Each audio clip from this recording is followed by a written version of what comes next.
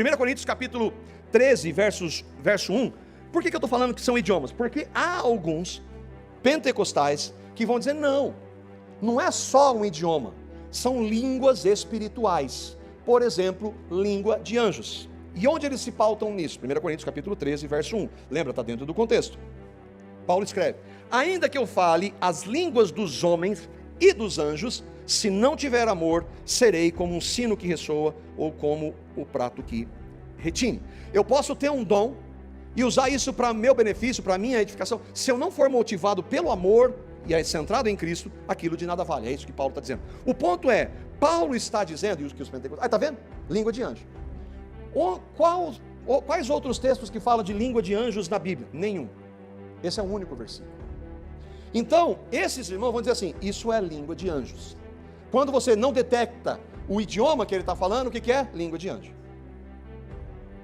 Bom, Paulo está admitindo isso, ou ele está usando uma expressão, uma figura de linguagem. E esse é o ponto. E a compreensão nossa é que Paulo está utilizando isso, usando uma hipérbole. Por exemplo, ele diz, ainda que eu tivesse todos os bens, doasse tudo ao pobre, ainda que eu pudesse fazer mover as montanhas. Alguém já pôde fazer mover a montanha na história? Não. Então o que Paulo está querendo dizer, não é questionar o dom, se há a possibilidade de um dom de falar em língua de anjo, mas sim, ele está querendo mostrar que a base para tudo é o amor. Essa é a nossa compreensão. Os pentecostais não, está aí, esse é o texto, que então você pode dizer que é a língua de anjo. Bom, qual é o problema? Quem dentre nós já ouviu anjo falar? Com isso, você não pode julgar. Se não for um idioma e for alguma palavra desconexa, é língua de anjo. E aí, quem pode julgar? Ninguém.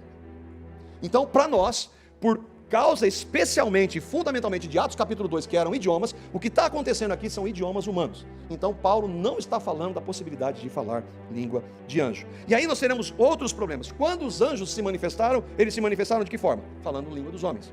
Quais palavras? Quando isso? Em vários textos na Escritura.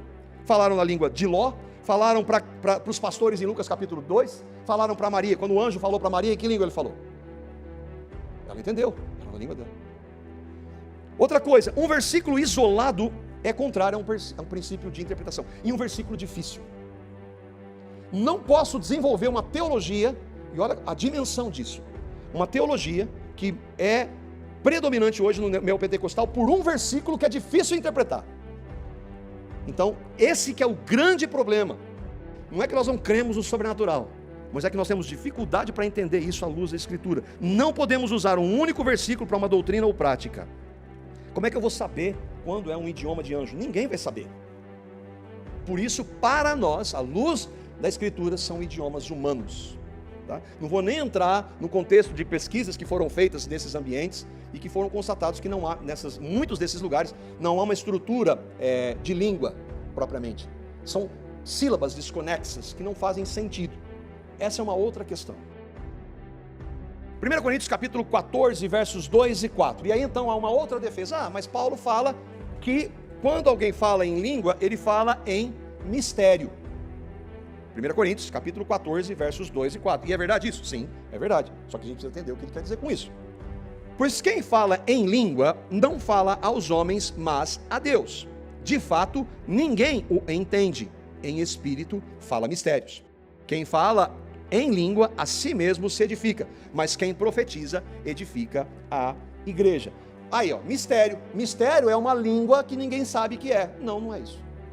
Mistério é se eu falar em japonês, eu não sei, é mistério para mim, mas Deus que conhece todo, Ele é o Criador de todas as línguas, Ele sabe o que eu estou falando.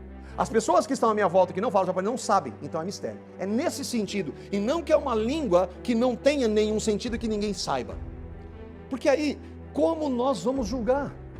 Como nós vamos analisar se aquilo ali, se não é da mente da pessoa, se não é ela que está querendo produzir aquilo? Não tem como. Não tem como. Então essa a questão. Versículo 14. Mas tem um ponto aí que é difícil, tem? A gente vai ver. Versículo 14. Porque se eu orar em língua desconhecida, o meu espírito ora bem, mas o meu entendimento fica sem fruto. E aqui é uma grande questão.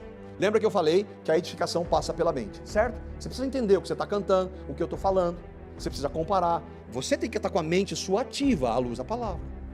Você não pode falar amém só porque o pastor, o apóstolo, o bispo falou. Não, eu tenho que estar com a minha mente atenta. Paulo fala de culto racional. Você tem que saber o que você está fazendo. Mas aqui há um problema. E a gente não pode fugir dele. O que Paulo quis dizer com que fala ou ora, lembra? Fala ou ora em língua, a si mesmo se edifica. E essa é uma pergunta excelente. E que eu não sei a resposta. Os irmãos que, por exemplo, cessacionistas, eles vão dizer, não, isso aí, eles vão tentar explicar sem saber explicar, porque o que o texto está dizendo é assim, se alguém, por exemplo, Deus me concede o dom de falar em japonês, falar em japonês a palavra, louvar a Deus, eu não entendo, mas como eu estou falando e Deus está sendo louvado, engrandecido, há uma edificação pessoal, ainda que eu não entenda, e esse que é o grande problema. É nós entendermos dentro de um contexto de toda a carta, que a mente está sempre sendo exercitada, que é para edificação. Como é que isso acontece? O que nós não podemos dizer, não, isso aí a gente tem que deixar porque é a palavra de Deus. Nós podemos não saber como acontece, mas Paulo está dizendo que há uma edificação. O meu espírito ora bem, mas o meu entendimento fica sem fruto. E eu li alguns irmãos que defendem que o dom de língua cessou, eles não conseguem responder isso. Então, nós nos calamos. O que nós queremos? Não sei. Deus pode conceder, ainda que não haja algo para que a pessoa entenda. A gente já vai caminhar, então isso não está dando autorização. A gente vai ver que Paulo vai estabelecer várias regras para isso aqui. Mas eu não posso pegar e distorcer o texto quando eu não entendo. Olha o versículo 13. Por isso quem fala em língua, ore para que possa interpretar. Então assim, se alguém fala e tem o dom do Espírito, que é um idioma dado pelo Espírito, e que ele tem essa capacidade de orar e falar em língua, ele deve orar a Deus pedindo que ele conceda também a capacidade de interpretar. Para quê? Para que as outras pessoas entendam e ele também.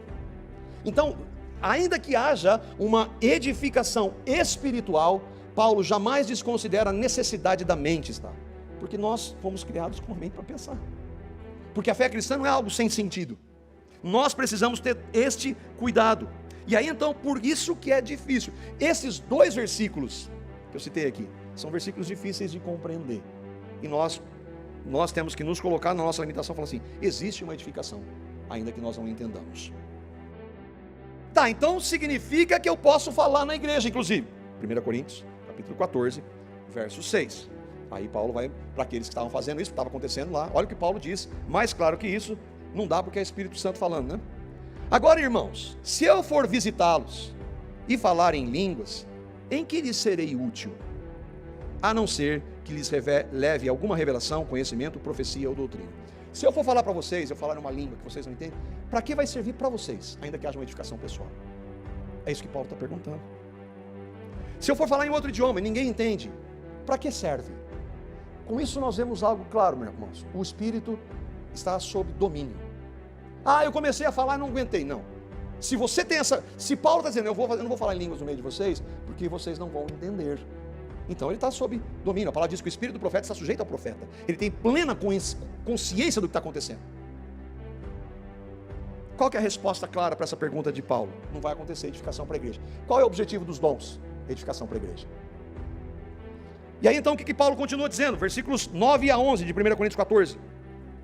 Assim acontece com vocês. Se eu for falar em alguma língua e ninguém entender, aí ele diz, assim acontece com vocês, irmãos.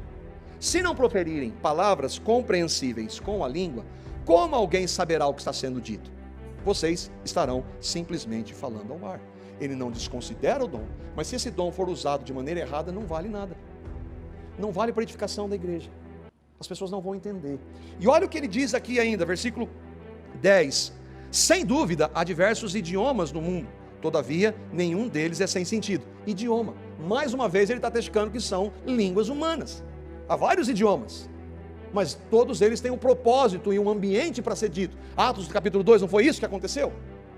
Portanto, se eu não entender o significado do que alguém está falando, serei estrangeiro para quem fala, e ele estrangeiro para mim. Está claro ou não? Como deve acontecer? Versículo 23, lembra, a gente está falando só do dom de línguas. Olha o que ele diz, Assim, se toda a igreja se reunir e todos falarem em outros idiomas e entrarem alguns não instruídos ou descrentes no meio da reunião, não dirão que vocês estão loucos? Bom, irmãos, isso acontece ou não? Entende? Da importância. Entende como nós precisamos, ainda que haja um verso ou outro de difícil compreensão, que nós não podemos mudá-lo, o conjunto da obra é muito claro. É absolutamente claro. Esse irmão pentecostal, por exemplo, que eu estava ouvindo, ele defende isso. Ele usa a expressão assim, e o reteté? Reteté, que é um monte de gente ao mesmo tempo, supostamente falando em língua, e ninguém entende nada e não são línguas. E ele se opõe. Por quê? Porque está na Escritura. Agora, então eu não posso falar em línguas na igreja? Versículos 27 a 28. Se, porém, alguém falar em língua, devem falar 2 ou no máximo 3. Eu tentei dar destaque aí. E alguém deve interpretar.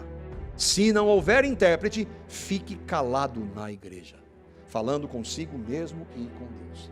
Então, se você crê e você tem esse dom, lembra, tem que passar por todo esse crivo. Você deve exercê-lo só se houver intérprete. Ou então falar com Deus. Como essa edificação se dá, a palavra diz que ela se dá no nível do Espírito, nós não sabemos. Só que o que nós temos na Escritura é vários textos que mostram que para a reunião da igreja é necessário que haja edificação, e Paulo é categórico aqui. Se não houver essa ordem, porque na igreja de Deus deve haver ordem, fique calado na igreja. O grande problema é que a imensa maioria não segue nada do que está escrito aqui. Esse é que é o problema. O que representa falar em línguas sem intérprete na igreja? Ensino errado, desobediência, falsa espiritualidade e egoísmo. Eu quero mostrar que eu sou mais. Eu já incorri nesse caminho. Você quer dizer que você é mais espiritual do que os outros.